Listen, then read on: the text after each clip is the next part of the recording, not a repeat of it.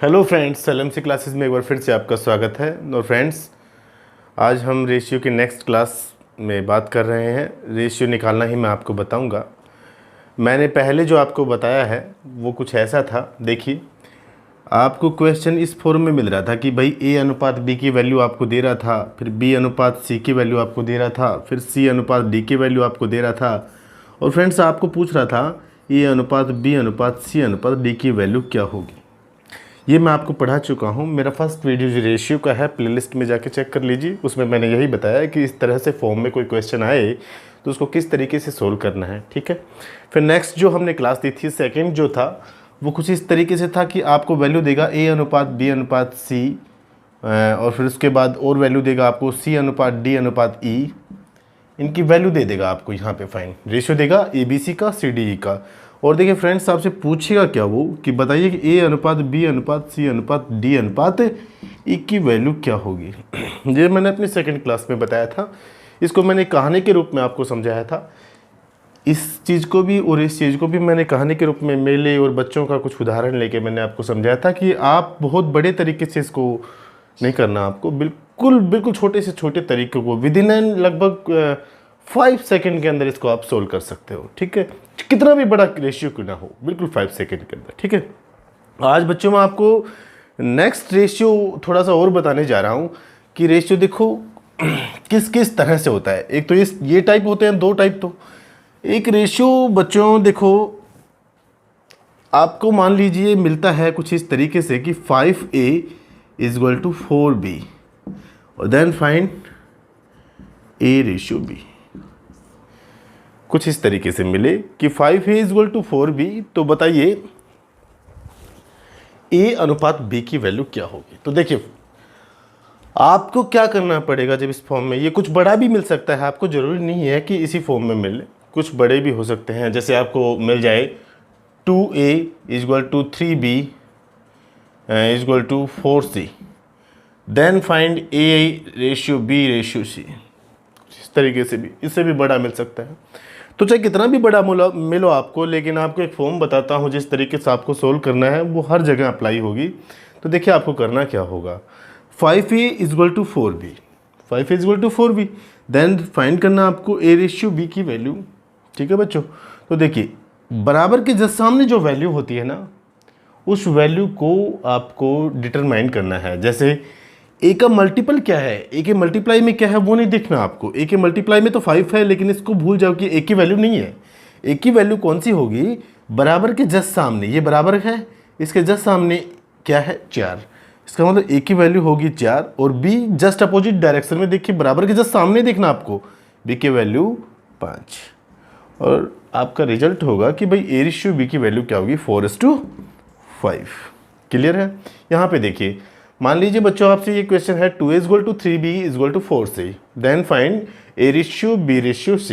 तो देखिए, a की वैल्यू जो मल्टीप्लाई में ना, a जो है इसको आपको भूल जाना है, ठीक है, कि भैया है ही नहीं। जो इसकी वैल्यू फाइंड करनी है उसको छुपा लो आप। चलो देखो, मैं छुपा लेता हूं, इस a को छुपा लीजिए आप, छुपा लिया। अब a की वैल्यू को फाइंड करने के लिए जो बाकी के जितने भी बच गए उनको मल्टीप्लाई कर दो, जो उनकी वैल्यू है उनको मल्टीप्लाई कर दीजिए। 4 3 जा 12, ये लीजिए, ठीक है। b इसको छुपा लीजिए, बाकी के जो बच गए देखिए 4 2 जा 8। c की वैल्यू फाइंड करने के लिए c को छुपा लीजिए, बाकी के जो बच गए 3 2 जा 6। और ये आपका रेशियो होगा 12:8:6। लेकिन रेशियो देखो, रेशियो वो होता है जो जब तक कट रहा है ना उसको काटो, तो ये 2 से और कट जाएगा बच्चों, आपका रिजल्ट बन जाएगा 6 4 और 3। फाइनली जी आपका रेशियो जो होगा ना, a ratio b ratio c, वो आपका रिजल्ट होगा 6:4:3। क्लियर, समझ में आ गया होगा आपको। तो देखिए, कुछ इस तरीके से भी रेशियो होते हैं। एक रेशियो आपको और बताता हूं मैं। देखिए, आपको ध्यान देना है बच्चों कि रेशियो कभी भी फ्रैक्शन के रूप में नहीं होता, भिन्न के रूप में बिल्कुल भी नहीं होता।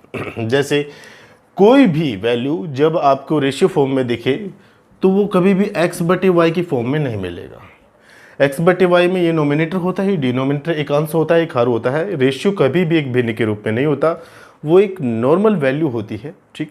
जब तक कट रही है उसको काटते हैं अपन, ठीक है।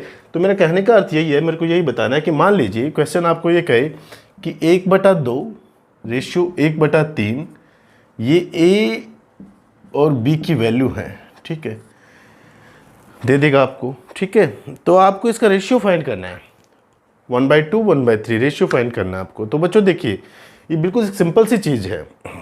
मैंने आपको ये बताया कि भैया रेशियो कभी भी एक फ्रैक्शन के रूप में होता ही नहीं है, बिल्कुल नहीं होता। तो उसके लिए क्या करेंगे,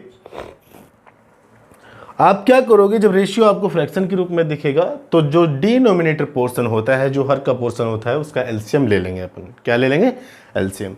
तो बच्चों बताइए 3 और 2 का एलसीएम कितना होगा, 6, और 6 से दोनों वैल्यूज़ को मल्टीप्लाई कर दीजिए। ये लीजिए और इसको भी देखिए, थोड़ा सा मैं आगे कर देता हूँ, ये लीजिए और इसको भी 6 से मल्टीप्लाई कर दीजिए। तो देखिए आपका रिजल्ट बन जाएगा, इसका रेशियो बन जाएगा 3 और इसका रेशियो बन जाएगा 2। ये फाइनली आपका रिजल्ट होगा 3:2। मान लीजिए कुछ इस तरीके से हो, आप बोलोगे सर 1/2, ठीक है, 1/2, 1/5 और 1/3 ये है। तो बच्चों मैंने आपको बताया, आपसे पूछेगा कि बताइए इसका रेशियो क्या होगा, A/B/C क्या होगा। तो मैंने आपको बताया कि जो फ्रैक्शन का डिनोमिनेटर होता है उसका अपन एलसीएम ले लें। तो देखिए इसका एलसीएम कितना हो जाएगा, 30 हो जाएगा। 30 से इसको भी मल्टीप्लाई कर दें, इसको भी मल्टीप्लाई कर दें, इसको भी मल्टीप्लाई कर दें। तो देखिए बच्चों आपका रिजल्ट बन जाएगा यहाँ पे 15, यहाँ पे 6 और यहाँ पे 10। फाइनली जो आपका रेशियो होगा 15:6:10 होगा। क्लियर है, ये आपका रेशियो होगा। तो मेरा बताया हुआ समझ में तो आ रहा है ना। मैंने बोला कि रेशियो कभी भी फ्रैक्शन के रूप में नहीं होता। अगर रेशियो फ्रैक्शन के रूप में आपको इस फॉर्म में दिख भी जाए कि बताइए 1/2, 1/3, 1/4, 1/5 इस फॉर्म में दिख भी जाए आपको कि बताइए इसका रेशियो क्या होगा, तो बच्चों ये रेशियो नहीं है। अभी रेशियो निकालने के लिए आप इसका एलसीएम लेंगे डिनोमिनेटर का और उसके साथ मल्टीप्लाई कर देंगे इस फ्रैक्शन को, तो रेशियो आप फाइंड करोगे, ठीक है। तो आपके पास रेशियो का रिजल्ट आ जाएगा। ये आपके पास रेशियो आ गया। क्यों कर रहा हूं मैं रेशियो आ गया, क्योंकि मैंने इसके एलसीएम को मल्टीप्लाई किया है और एलसीएम को मल्टीप्लाई करने के बाद कट पिट के जो मेरे पास वैल्यू आई है ना, वो एक्चुअल में क्या है, रेशियो है। लेकिन बच्चों देखिए कई बार कंफ्यूज हो जाता है कोई भी बच्चा कि यार एलसीएम कई बार लेने में तकलीफ होती है, संख्याएं बहुत ज़्यादा बड़ी हों, ठीक है, ये डिनोमिनेटर की वैल्यू बहुत ज़्यादा बड़ी हों तो क्या होगा, तकलीफ में हो जाता है बच्चा कि यार एलसीएम क्या होगा, कंफ्यूज हो जाता है। तो देखिए इसी वैल्यू पे मैं एग्जांपल देके आपको बताता हूँ कि जब वैल्यू बहुत ज़्यादा बड़ी हो, डिनोमिनेटर आपको परेशानी हो रही हो एलसीएम लेने में, तो देखिए क्या करना पड़ेगा आपको। 1/2 इसको मिटा देते हैं एक बार, यहीं पे देख लीजिए बच्चों, 1/2 था आपका, एक 1/5 था और बच्चों एक था 1/3 था, यही है ना। तो देखिए मैं कह रहा हूँ कि जब वैल्यू बहुत ज़्यादा बड़ी हो आपकी, तो बच्चों जब आपको एलसीएम लेने में, मान लीजिए सपोज कीजिए यहाँ पे होता 211, सपोज करना 502 और बच्चों यहाँ पे होता 305, होता नहीं, इतना बड़ा आपके एग्जाम में आता नहीं है, लेकिन मैं आपको एक बार इमेज करवा रहा हूँ कि भैया बच्चों ऐसा होता, मान लीजिए, तो एलसीएम लेने में कठिनाई होती है आपको। तो आपको क्या करना है वो देखिए, आपकी बाकी वैल्यू यही है, देखो 1/2, 1/5 और 1/3। तो बच्चों आपको क्या करना पड़ेगा, आप एलसीएम से कर सकते हैं आराम से इजीली, जब वैल्यू छोटी है तो एलसीएम से मल्टीप्लाई कर दें। और बच्चों जब आपको एलसीएम लेने में कठिनाई आई है ना, तो आपको क्या करना है, जिस वैल्यू का रिजल्ट हमें फाइंड करना है, सबसे पहले देखो ये ए है, ये बी है और ये आपका सी है। तो जिस वैल्यू का हमें रिजल्ट चाहिए ना, उसके अंश का सबसे पहले हम ए फाइंड करेंगे। तो एक का तो ले लें आप अंश, अंश कितना है 1, ए ये लो ले लिया 1, ठीक है। बाकी की जो बच गई ना, जो बी और सी की वैल्यू, उसके डिनोमिनेटर उसका ले लें हर, कितना 5:3, 5 और 3, और बच्चों इनको मल्टीप्लाई कर दो सबको, ये लो, ये आ गई आपके पास एक की वैल्यू। मेरी बात समझ रहे हैं कैसे कह रहा हूं मैं, एक ही वैल्यू यदि आपको फाइंड करनी है तो जिसकी वैल्यू फाइंड करनी है उसका अंश ले लें, उसका न्यूमिनेटर ले लें, और बाकी के जितनी भी बच गई, कोई जरूरी नहीं है 2, 3 हो, 5 हो, 2 हो, कितनी भी हो, बाकी के जितने भी बच गए ना, उसके हर के साथ इसके न्यूमिनेटर को मल्टीप्लाई कर दें, ठीक है। एक ही वैल्यू आ गया, एक के रिजल्ट आ गया आपके पास। सेकंड देखिए, सेकंड को फाइंड करने के लिए आपके पास सेकंड कितना है, बी, नोमिनेटर ले लें कितना 1, ये लीजिए, डिनोमिनेटर देखिए बच्चों कितना है, इसका तो नोमिनेटर ले लिया, डिनोमिनेटर किनका ले, 3 और 2, ए और सी का, 3 और 2, ये लो। तो बच्चों ये वैल्यू आ गई बी की। अब सी की वैल्यू देखिए बच्चों, सी क्या है, नोमिनेटर कितना है 1, ये लो 1। बाकी के जो बच गए, क्या बच गए, ए और बी बच गए आपके, कितने हैं 5 और 2, ये लो।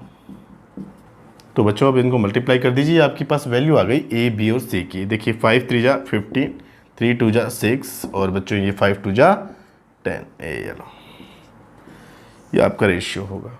ठीक है, मेरे कहने का अर्थ ये है, काम वही है, एलसीएम जब आपको निकालने में थोड़ी सी कठिनाई महसूस हो रही है, जैसे आपका ये था तो छोटा सा था 1/2 1/3, इसको एक सेकंड के लिए हम यहीं पे समझ लेते हैं।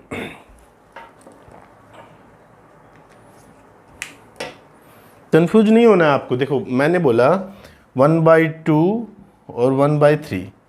अब बच्चों मैंने बोला जो उसका फाइंड करना है ना, उसका न्यूमिनेटर 1 इसके डिनोमिनेटर के साथ मल्टीप्लाई कर दो, इसका फिर 1 इसके डिनोमिनेटर के साथ मल्टीप्लाई कर दो, तो सॉरी 2 आ जाएगा, 1 का 2 के साथ बच गया, तो आपका रिजल्ट बन जाएगा 3:2।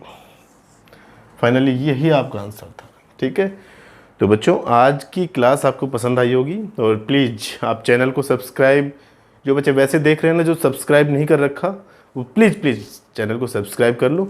अब हम रेशियो की क्लास को कंटिन्यू पढ़ाएंगे आपको। ठीक है, अब तक हम क्या कर रहे थे, रेशियो भी ले लिया, इंडिसेस सर्च भी ले लिया, परसेंटेज भी, अलजेब्रा भी, सब मिक्स करके कर रहे थे कि कभी किसी का वीडियो डाल दिया कभी की। अब नहीं करेंगे ऐसा।